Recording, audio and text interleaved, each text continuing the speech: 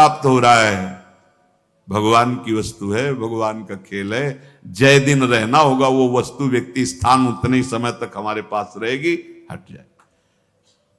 ये केवल प्रवचन नहीं, भगवत भाव को प्राप्त हुए महापुरुषों में स्थिति होती है। देखो, अगर हम किसी को कहें कि वो तो भगवत अवतार हैं, तो हमारे लिए ही तो अवतरित होते हैं। स्थितियों को दिखाना और प्राप्ति का साधन बताना और प्राप्त करवाना, इसीलिए बड़े बड़े महापुरुष प्रकट होते हैं। पूज्य श्री जयदेव जी महाराज को किसी धनी मानी भगत ने गए, महापुरुष थे, थोड़ी देर भगवत चर्चा हुई, थोड़ा प्रसाद पवाया, मोहरें दी, सरफी मोहरें उस समय चलती थी, मोहरें दी। आवश्यकता तो नहीं, भगवान हमारी प्रसन्नता के लिए, इसका कोई महत्व नहीं। उपासक अगर लौकिक वस्तुओं की प्राप्ति पे हर्षित होता है तो कुछ मिला ही नहीं, परमार्थ का कुछ मिला ही नहीं। न द्वेष्टि, किसी से द्वेष क्यों होगा? तब होगा जब अनुकूलता की मांग होगी। अनुकूलता की मांग तब होती जब हृदय शुष्क होता है, और जब भगवत रस से द्रवित है तो किसी और की अनुकूलता की जरूरत होती क्या? नहीं। तो द्वेष कैसे बन सकता है? अगर श्रीपाद भी कह रहे कि अगर तुम्हारा किसी से द्वेष है, भगवत तत्व का अनुभव नहीं होगा, भगवदानंद की अनुभूति नहीं होगी। पक्का बात है, हरिवंश नाम लीन जे अजात शत्रु ते सदा। ऐसा थोड़ी है कि इससे निकलना नहीं पड़ता, निकलना पड़ता है उस जगह से जहां से तुम्हें गाली मिलेगी, निकलना पड़ता है। तुमसे द्वेष करने वाले सामने आएंगे, बेमतलब द्वेष करेंगे, तुम्हें वो दिखाना है भजन का प्रताप कि अब हे प्रभु, आप जो ये प्रश्नवाचक चिन्ह खड़ा कर दिए, इस रूप में आकर के हम आपसे द्वेष नहीं करेंगे। आप मारो, गाली दो, अपमान करो, हम आपके अंतर से चरण वंदना ही करेंगे, क्योंकि आप निकल गए। और अगर द्वेष कर लिए तो जहां माला में हाथ डाला तो पहले वही आएगा। रागात्मक द्वेषात्मक वृत्ति, ये अंदर की, हम यहां की बात कहते हैं, यहां की। जैसे कोई कहता है कि आज तो सत्संग में हमारे मन की बात हुई। भैया, समष्टि मन भगवान के ही, तो जब भगवान में चित्त तो समस्त मन की बात आ जाती है। वो किसी के मन की बात नहीं पढ़ते संत जन, वो भगवान की बात, तो वो सबके मन की बात हो जाती है। क्योंकि जो जो उसमें तरंगें उठ रही हैं वो पूरी सृष्टि में है, हर मन में है, क्योंकि उसी ढांचे से मन की रचना हुई। तीन ही है, सतोगुण, रजोगुण, तमोगुण। तमोगुण होगा तो ऐसी तरंग, रजोगुण होगी तो ऐसी तरंग, सतोगुण होगी तो ऐसी तरंग। कभी भी किसी से भी द्वेष ना होने पाए, बचाओ, अपने आप को बचाओ। आपसे और सावधानी की बात कहते हैं, सामने वाले को आप प्रणाम करेंगे ऐसे, अब आपको लगे हम तो हाथ जोड़ रहे हैं, प्रणाम कर रहे हैं, मान दे रहे हैं, तो नहीं, तुम वो क्या कर रहा है मत देखना, तुम क्या कर रहे हो, बस इतनी बात देखनी। तुमने प्रणाम कर लिया, अब दोबारा उसके चेहरे की तरफ मत देखना। चेहरे की तरफ देखोगे तो फिर द्वेष हो जाएगा। हम तो नम्रता से प्रणाम कर रहे हैं, हाथ जोड़ रहे हैं, वो अपमान पे अपमान किए जा, हमें उसका कर्तव्य नहीं देखना, हमें अपना कर्तव्य, साधक अपना कर्तव्य केवल देखता है और निरपेक्ष हो जाता है। सबसे पहला शब्द है जिनके भगवान पीछे घूमते चरण रज लेने के लिए, निरपेक्षम। सबसे पहला निरपेक्षम मुनिम शांतम निर्वैरम समदर्शनम। निरपेक्षम, किसी की अपेक्षा नहीं। वो हमसे द्वेष कर रहा है, हमको बचाना है अपने आप को। क्या प्रभु कुछ भी कर लो, अब नहीं, आप ही हो। सच्ची बात करें, हृदय जल रहा है उसकी बात से, लेकिन आपने ये भाव डाल दिया, ये ऐसा काम करेगा कि द्वेष होने ही नहीं देगा आपके हृदय में। ओ अगर आप ऐसे, भगवान ही तो सब में है, ऐसा देखा, उसके चेहरे की भाव भंगिया कि आप तो प्रणाम कर रहे हो, आप फिर नहीं सह पाओगे, फिर ये पक्की बात हृदय की है। बहुत बचने की जरूरत है।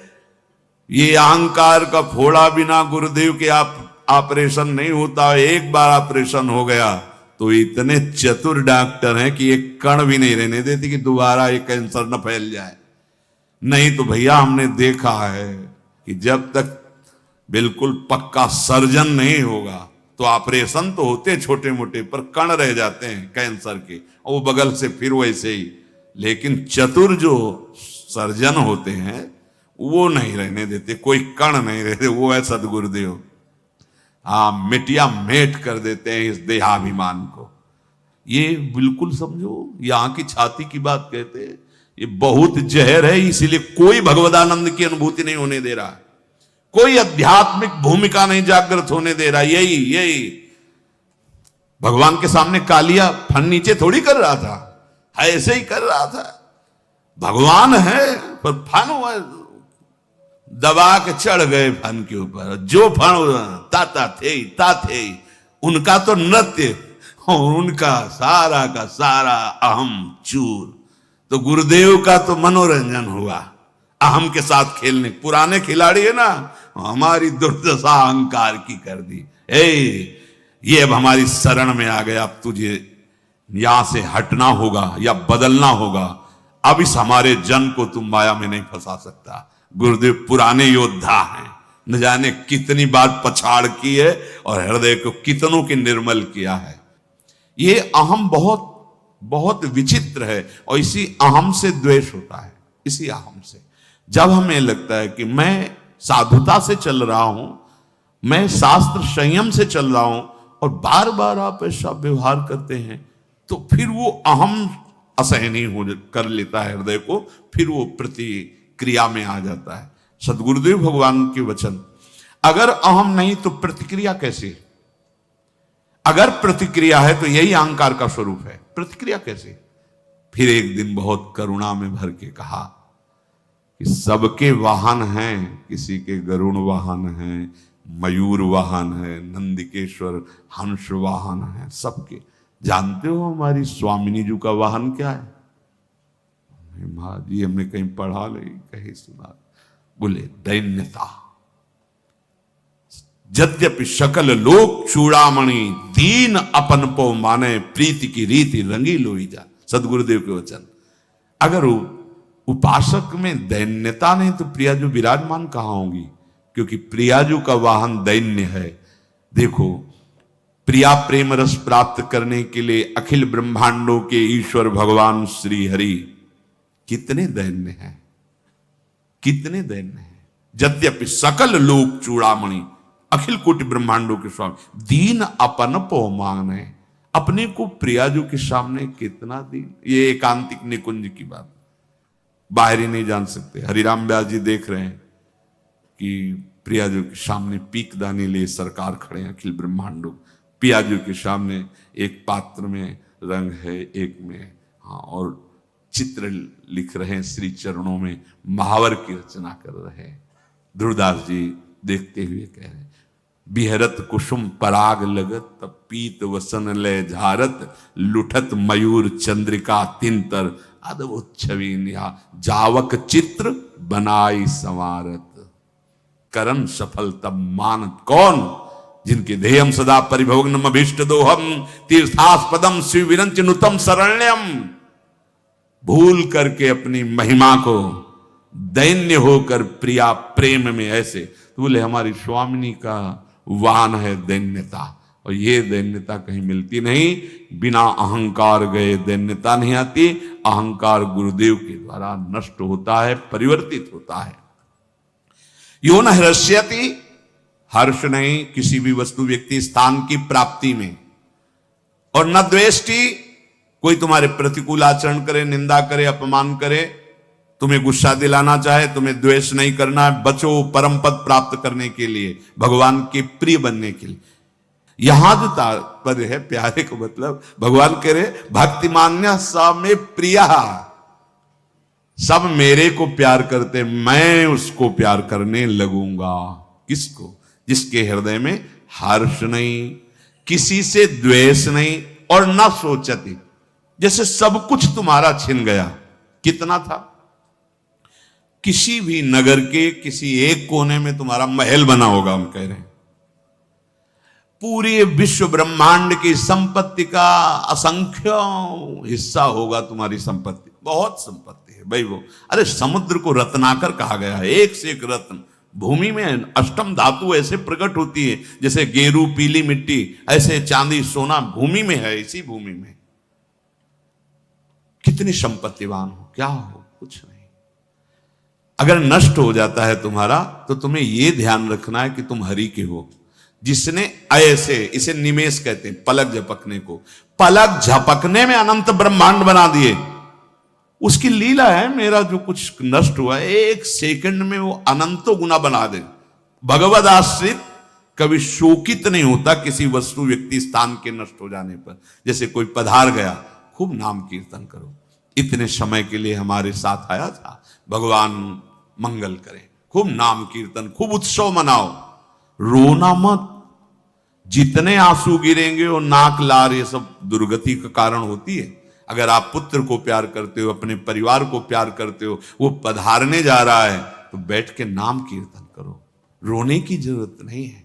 मोह ग्रसित होकर आंसू मत बहाना, राधा राधा कीर्तन करो, मंगल करो उस जीव का जो तुम्हारा भाई बना था, तुम्हारा पुत्र बना था, तुम्हारी पत्नी बना था, तुम्हारा पति बना था। वो उतने ही समय के लिए आया, पर ये मोहाविष्ट जन हमको बहुत चाहते थे, जो कहते थे वो करते थे, अब कौन करेगा। इस बात के लिए रोना धोना होता है, प्यार तो होता ही नहीं, क्योंकि जो था उसको तो कभी जाना नहीं। तो बिन जाने न होए प्रतीति, बिना जाने विश्वास नहीं होता, बिन प्रतीति होए नहीं प्रीति। तो तुम्हारी प्रीति कहां थी? अपनी चाह की प्रीति के लिए रोना। तो हम सबसे प्रार्थना करते हैं, किसी का शरीर पूरा हो रहा हो तो हमारी बात प्रार्थना मान लेना, 4 बार राधा नाम चाहे सुनाओ जाके आसपास पड़ोस में। वो अगर शरीर है तो राधा राधा राधा राधा सुना रहे, अगर शरीर नहीं है तो जो राधा नाम उच्चारण किया उस जीवात्मा को दे दो, ये उसके लिए, उसका मंगल। रोने की कोई जरूरत नहीं। तो ना शोक नहीं, और भक्त के हृदय में न कांक्षति। अब हम क्यों चाह करें? हमारे प्रभु अल्पज्ञ हैं क्या कि हम कहें कि ऐसी व्यवस्था कर दो, ऐसी परिस्थिति कर दो, ऐसा कर। सच्ची कहते हैं, जिसकी जैसी परिस्थिति है वो भगवान के विधान से आई हुई है। आप उसी परिस्थिति में भजन कर लो, आपको कोई फेल नहीं कर सकता। यही जीव की दुर्दशा है। वो निकलने की चाहत सत्संग से पैदा हुई, सत्संग ने निकाला और सत्संग को ही छोड़ दिया। क्या हुआ फिर? पार फायदा क्या? वृंदावन बस के इतनो बड़ो सयान, जुगल चरण के भजन बिनु निमिष न दीजे दान। क्यों आए थे? कमाई तो वहां बढ़िया हो रही थी, यहां क्या कमाई है? ये तो प्रेमियों का देश है, यहां भजन कमाओ, प्रियालाल रूपी संपत्ति बढ़ाओ अपने हृदय में।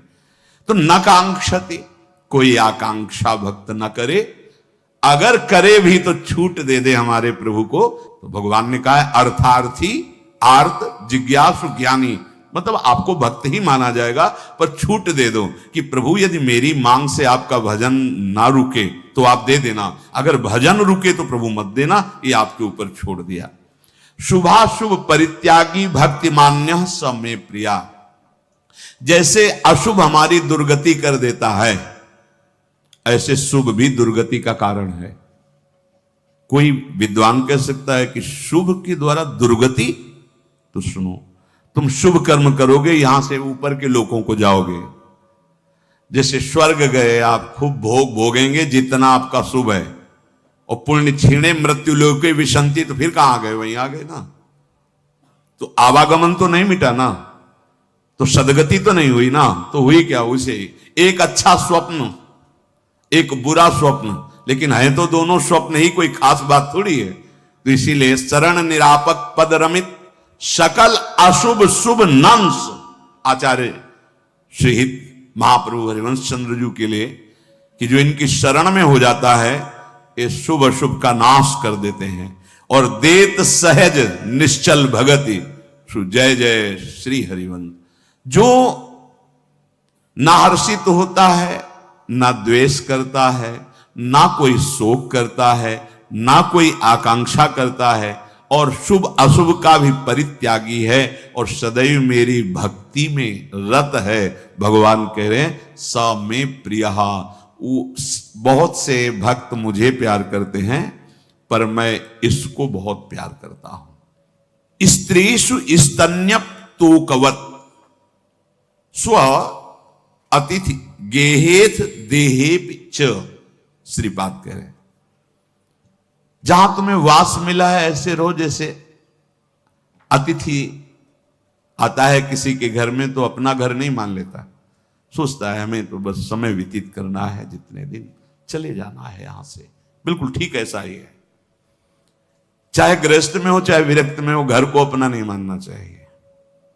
इसीलिए हमारे यहां पहले से पद्धति चली आ रही कि घर में ठाकुर विराजमान करना, घर के मालिक ठाकुर, हम सब उनके सेवक। और मां भाग्यशाली जन तो अपने घर में भी अंकित कर देते हैं, प्रिया कुंज अमुक अमुक, ऐसे भगवान नामों से किए। ऐसा करना भी चाहिए। विभीषण जी के घर को ही देखकर तो हनुमान जी महाराज प्रभावित हो गए। राम नाम अंकित गृह शोभा, देखा कि भगवान नाम लिखा हुआ तो कोई महाभागवत होगा। फिर अंदर गए तो आवाज भी सुनाई देने लगी, राम नाम ते सुमिरन की ना, हृदय हरस कप सज्जन चीना, ये ईसन हट करी हो पहचानी, साधु ते होए ना कारज हानि। ये कोई भगवत भक्त है लंका में, जिसके मकान पे भगवान नाम है, जिसकी जिह्वा पे भगवान नाम है, वो कोई महाभागवत ही है। घर में अतिथिवत रहने का आदेश कर रहे हैं। जितना समय व्यतीत करवाना है प्रभु को व्यतीत करवाए, बस शरीर छोड़ा। ऐसे आगे कह रहे हैं अथ देहे पिच, ऐसे ही देह में भी अतिथि की तरह रहना। ये भी घर है, तुम नहीं हो, पर क्या माया का आकर्षण है। प्रवचन कर लो, सुन लो, मैं शरीर नहीं हूं, लेकिन सारा बर्ताव शरीर में ही हो रहा है, आम की धरा में हो रहा है।